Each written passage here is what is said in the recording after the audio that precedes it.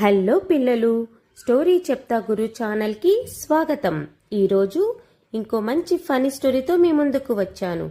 మరి స్టోరీలోకి వెళ్లే ముందు మన ఛానల్ని సబ్స్క్రైబ్ చేయడం మర్చిపోకండి.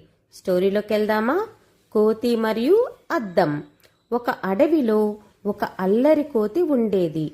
ఒకరోజు దానికి ఒక పెద్ద అద్దం దొరికింది. అద్దంలో తననే చూసి, అయ్యో, నాలాంటి ఇంకో కోతి వచ్చింది, నా అరటి పండ్లు దొంగలించడానికే వచ్చిందేమో అని అనుకునింది. కోతి వెంటనే ఒక అరటిపండు తీసి అద్దం ముందు పెట్టింది. అద్దంలో ఉన్న కోతి కూడా అరటిపండు పట్టుకొని కనిపించింది. చూసారా, నా అరటిపండు కూడా దొంగలించింది అని కోతి గట్టిగా అరిచింది. ఆ శబ్దం విని కుందేలు, మేక, జింక అన్నీ వచ్చాయి. మేక నవ్వుతూ, అది నువ్వేరా అని చెప్పింది. కాని కోతి వినలేదు. కోపంతో అద్దం ముందు నిలబడి నాలుక చూపించింది.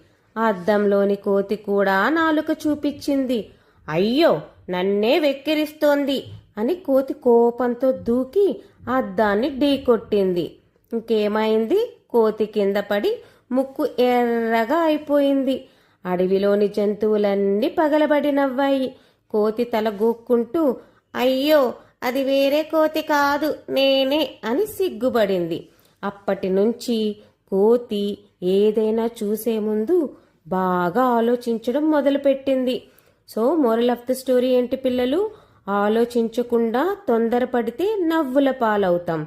స్టోరీ నచ్చిందా? స్టోరీ నచ్చితే లైక్ చేయండి, షేర్ చేయండి, సబ్స్క్రైబ్ చేయండి. ఇంకో మంచి ఫనీ స్టోరీతో మీ ముందుకు వస్తాను. Until then, bye.